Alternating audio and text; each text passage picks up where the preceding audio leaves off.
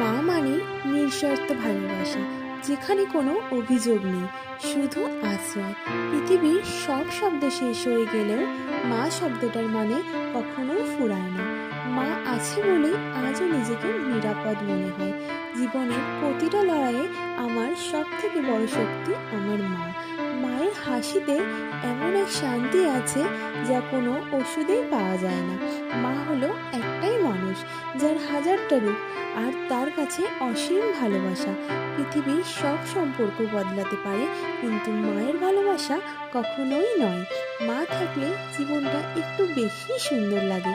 আর আজকে আমি থাকার পেছনে একটাই নাম, আমার মা।